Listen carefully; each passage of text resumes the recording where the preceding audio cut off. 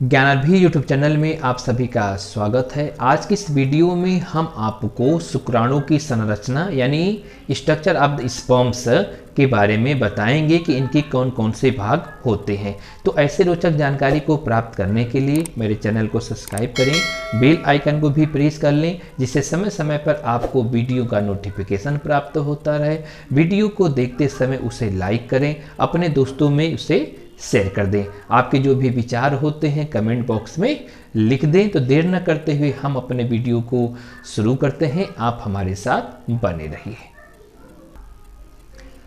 आज की इस वीडियो में हम आपको स्ट्रक्चर ऑफ द स्पर्म्स के बारे में बताने जा रहे हैं। तो मेरे बगल में आप एक इमेज देखिए, उस इमेज में आपको शुक्राणु दिखाई दे रहा होगा। तो चलिए हम आपको इसे समझाने की कोशिश करते हैं कि यह कैसा होता है, इनके भाग कौन कौन से होते हैं। तो सबसे पहले हम लोग जानने का प्रयास ये करते हैं कि नर में पाए जाने वाले शुक्राणु कैसे होते हैं, सूक्ष्मदर्शी होते हैं। ध्यान दीजिएगा कि नर में पाए जाने वाले जो शुक्राणु होते हैं वह सूक्ष्मदर्शी होते हैं यानी छोटे होते हैं। अगर उनकी लंबाई की बात किया जाए तो उनकी लंबाई कितनी होती है, 60 माइक्रोन मीटर के लगभग उनकी लंबाई होती है और वे पतलेपन में होते हैं। जैसा कि यहाँ पर आप एक फिगर देख सकते हैं। देखिए फिगर में आपको कुछ ऐसी स्थिति दिखाई दे रही है और इस स्थिति को माइक्रोस्कोप की सहायता से हम लोग देख सकते हैं।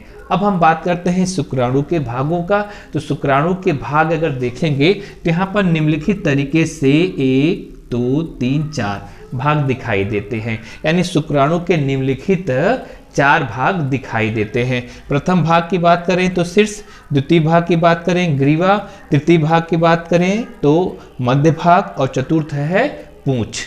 ये 4 भाग इसमें दिखाई देते हैं। अब फिगर में जब चारों भाग दिखाई देते हैं, चारों भागों के बारे में हम लोग जानने का प्रयास करेंगे। सबसे पहले हम आपको बताएंगे कि शीर्ष के बारे में। ये शीर्ष वाला भाग क्या है। देखिए फिगर में आप देखेंगे तो शीर्ष में क्या है, सबसे ऊपर जीव द्रव्य, उसके बाद अग्रपिंडक, उसके बाद केंद्रक, ये आपको स्थिति दिखाई दे रहा है। देखिए सबसे पहले हम लोग जो है बात करते हैं जीव द्रव्य कला का, यानी किसी भी कोशिका के चारों तरफ जो है एक आवरण यहाँ दिखाई दे रहा है। यानी हम लोग बात करते हैं कौन सी कोशिका की, स्पर्म कोशिका की। तो स्पर्म कोशिका के अगर शीर्ष की भाग देखें तो शीर्ष में जो बाह्य आवरण है जीव द्रव्य कला दिखाई दे रहा है। यानी कैसा भाग है, टोपी नुमा भाग है।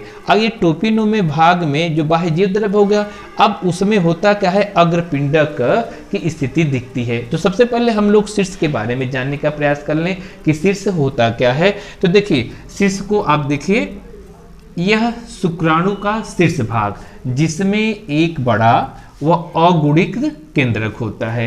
यानी यहाँ पर हमने आपको अभी बताया कि शुक्राणु का जो प्रथम शीर्ष भाग होता है यह बड़ा होता है और बड़ा होने के साथ साथ कैसा होगा, यह अगुणित होगा। अगुणित का मतलब होता है n, अगुणित होगा। आगे हम बात करते हैं, आगे देखेंगे तो आगे देखेंगे कि इसके अग्रभाग पर देखिए ये जो इसकी संरचना होती है। अब इस संरचना को ध्यान रखिएगा, यहाँ से इसकी पूरी, लेकिन इसके अग्रभाग पर एक टोपी नुमा, ये जो भाग हमको दिखाई दे रहा है ये टोपी नुमा संरचना है। और ये टोपी नुमा संरचना को क्या नाम दिया गया है, एक्रोसोम यानी अग्रपिंडक कहा जाता है। जैसा कि यहाँ पर आपको बताया गया है कि इसके अग्रभाग पर एक टोपी नुमा संरचना होती है जिसे अग्रपिंडक या एक्रोसोम कहते हैं। अब अग्रपिंडक पाए जाते हैं तो इस अग्रपिंडक में होता क्या है, तो इस अग्रपिंडक में जल अपघटनी विकर पाया जाता है। और जो जल अपघटनी विकर पाया जाता है तो करता क्या है। अच्छा, हम लोग ये जानने का प्रयास करते हैं कि जल अपघटनी बीकर होता कौन सा है। तो देखिए जल अपघटनी बीकर का नाम है हाइलोरोनिडेज, ठीक ना। फिर एक बार बता देते हैं, जल अपघटनी बीकर कौन सा है, हाइलोरोनिडेज। यह एक प्रकार का एंजाइम है यानी बीकर होता है। और ये बीकर करेगा क्या, जो अंडाणु की झिल्ली को नष्ट करने में सहायक होता है। देखिए होता क्या है कि जब स्पर्म किसी भी अंडाणु कोशिका में प्रवेश करता है, देखिए प्रवेश करने से पहले यानी शुक्राणु से कौन सा भाग प्रवेश होता है, तो इस शुक्राणु का जो एक्रोसोम वाला भाग है, जो नुकीला भाग है, ये सबसे पहले अंड कोशिका को भेदता है। यानी अंड कोशिका की जो बाह्य लेयर होती है, झिल्ली होती है, उसको क्या करेगा, नष्ट करने में सहायक करेगा। अच्छा, इस एक्रोसोम का निर्माण की बात करें कि एक्रोसोम का निर्माण होता क्या है, तो एक्रोसोम का निर्माण या अग्रपिंडा का निर्माण गाल्जी काय से होता है, जैसा कि आपको यहाँ पर बताया गया है कि इसका निर्माण गाल्जी काय से होता है। तो अब एक बार फिर हम आपको बता देते हैं कि अगर हम लोग जो है स्पर्म की संरचना देखें तो स्पर्म की संरचना में 4 मुख्य भाग होते हैं। प्रथम भाग शीर्ष होता है और शीर्ष में देखें तो ध्यान दीजिएगा कि शीर्ष में जो केंद्र के ठीक ऊपर वाला भाग जो है टोपीनुमा होता है, जिसे एक्रोसोम कहते हैं, और यही एक्रोसोम जो होता है अंडाणु को भेदने में मदद करता है। और एक्रोसोम के चारों तरफ, यानी हम कह सकते हैं शीर्ष के चारों तरफ जीव द्रव्य कला पाई जाती है। अब चलते हैं दूसरे भाग की तरफ, और दूसरे भाग का नाम है ग्रीवा यानी गर्दन। देखिए ग्रीवा यानी गर्दन हम लोग देख सकते हैं, जैसा कि फिगर में जो है दिखाई दे रहा है। देखिए ये भाग कैसा होता है, तो यह भाग थोड़ा छोटा होता है।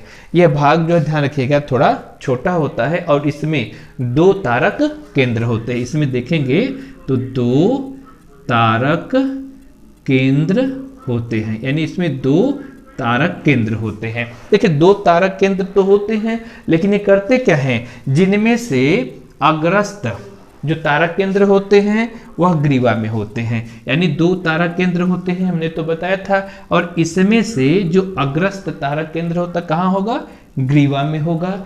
और जो दूरस्थ तारक केंद्र होगा, दूरस्थ तारक केंद्र जो होता है क्या करेगा, शुक्राणु के अक्षीय भाग में पाया जाता है। यानी शुक्राणु का जो अक्षीय भाग होता है उसमें दूरस्थ तारक केंद्र पाया जाता है। ठीक है, जिससे क्या करेगा, शुक्राणु के निर्माण करने में भी मदद कर देगा। आगे देखिएगा, इसके तीसरे भाग की बात करते हैं। तो तीसरा भाग है मध्य भाग, जिसको बोलते हैं मिडिल पीस।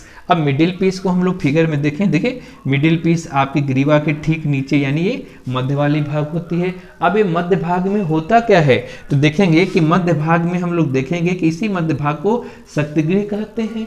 क्यों शक्तिगृह कहते हैं, क्योंकि इसमें माइटोकॉन्ड्रिया की सूक्ष्म नलिकाएं पाई जाती हैं। यानी इनमें सूक्ष्म नलिकाएं पाई जाती हैं। ठीक है, और इन्हीं सूक्ष्म नलिकाओं में माइटोकॉन्ड्रिया निहित होती है। अब ये माइटोकॉन्ड्रिया किस रूप में निहित होगी, तो सबसे पहले हम लोग जानने की बात करते हैं कि ये जो मध्य भाग है शक्तिगृह कहलाता है। और जब शक्तिगृह कहलाता है तो अभी हमने बताया कि इसमें सूक्ष्म नलिका है, और सूक्ष्म नलिकाओं का क्रम क्या है, तो 9+2 के रूप में इनका क्रम है। यानी 9+2 के रूप में इनका क्रम है। और इन्हीं सूक्ष्म नलिकाओं में क्या होगा, जैसे मैंने बताया कि इसमें माइटोकॉन्ड्रिया पाई जाएगी। और ये माइटोकॉन्ड्रिया करेगी क्या, इस शुक्राणु को तैरने के लिए ऊर्जा प्रदान करेगी। देखिए उस शुक्राणु को तैरने के लिए ऊर्जा किस प्रकार से प्रदान करेगी, क्योंकि इसी माइटोकॉन्ड्रिया में कह सकते हैं एटीपी का निर्माण होता है। जैसे कि मैंने आपको यहाँ पर बताया था कि 9+2 क्रम में सूक्ष्म नलिकाएं पाई जाती हैं, और इन्हीं नलिकाओं में अनेक माइटोकॉन्ड्रिया पाए जाते हैं या माइटोकॉन्ड्रिया लिपटे होते हैं। और लिपटे होने के कारण जो शुक्राणुओं को क्या करते हैं, गति प्रदान करते हैं। यानी शुक्राणु को गति प्रदान करने के लिए ऊर्जा देते हैं, और ऊर्जा किस रूप में होगी, ऊर्जा एटीपी के रूप में होगी, जैसा कि मैंने आपको यहाँ बताया था। एटीपी का अगर नाम देखा जाए तो एटीपी का पूरा नाम है एडिनोसिन ट्राईफॉस्फेट। ठीक है, अगर हम लिखने की कोशिश करें तो इसका नाम है एडिनोसिन ट्राईफॉस्फेट। ठीक है, एडिनोसिन ट्राईफॉस्फेट इसका पूरा नाम है, जो कि मध्य भाग में पाया जाता है। अब स्पर्म के अंतिम भाग की बात करें तो देखिए अंतिम भाग को यहाँ क्या बोला गया है, पूंछ बोला गया है। तो अंतिम भाग यानी चौथे भाग, हम पूंछ की बात करते हैं, टेल की बात करते हैं। तो ये टेल क्या होता है, ध्यान रखिएगा, जो जीव द्रव्य की झिल्ली के रूप में पाया जाता है। यानी यह भी जो शुक्राणु का अंतिम भाग है जिसे पूंछ कहा जाता है, तो जीव द्रव्य की झिल्ली के रूप में पाया जाता है, जिसे हम जीव द्रव्य की झिल्ली के रूप में कह सकते हैं। आगे हम लोग जो है ये देखेंगे कुछ विशेष, कुछ नोट में हम आपको बताना चाहते हैं कि मैथुन क्रिया में लगभग अगर देखा जाए कि जब मेल कॉपुलेशन की क्रिया करता है या मैथुन क्रिया करता है, तो मैथुन क्रिया के समय कम से कम 30 से लेकर 40 करोड़, ध्यान दीजिएगा इस बातों को हमको ध्यान रखना है कि मैथुन क्रिया में लगभग 30 से लेकर 40 करोड़ शुक्राणु अस्खलित होते हैं। एक बार फिर हम आपको बता देते हैं कि जब मेल मैथुन या कॉपुलेशन की क्रिया करता है तो एक बार में जो शुक्राणु अस्खलित होते हैं ये 30 से 40 करोड़ होते हैं, जिनमें होता क्या है कि सामान्य जनन क्षमता के लिए, देखिए सामान्य जनन क्षमता के लिए मात्र 60% शुक्राणु समान और आकार के होने आवश्यक होते हैं। देखिए सामान्य जनन काल के लिए क्या होना चाहिए, मात्र 60% ही शुक्राणु आकृति और आकार में होने चाहिए, जिनमें से 40% शुक्राणु तीव्र गतिशील होने आवश्यक होते हैं। एक बार फिर हम आपको बता देते हैं कि मैथुन क्रिया के समय जब अस्खलन की क्रिया होती है तो उस अस्खलन में 30 से 40 करोड़ शुक्राणु यानी निकलते हैं, और उस 30 से लेकर 40 करोड़ शुक्राणु जब निकलते हैं तो अगर हम लोग जो परसेंटेज वहाँ देखें, मान ले 100% मानते हैं, तो उस 100% में 40% शुक्राणु समान आकृति और आकार के होने चाहिए। किस लिए, जनन क्षमता के लिए, और जिनमें से 40% शुक्राणु तीव्र गतिशील होने आवश्यक होने चाहिए। तो अभी मैंने आपको शुक्राणु की संरचना यानी स्पर्म ऑफ द स्ट्रक्चर या स्ट्रक्चर ऑफ द स्पर्म के बारे में हमने आपको बता दिया, और इनके कौन कौन से भाग होते हैं इनके बारे में हमने आपको बताया। अब हम आपसे मिलेंगे अगले वीडियो में, ठीक है, या न्यू वीडियो के साथ। तब तक के लिए आप सभी धन्यवाद।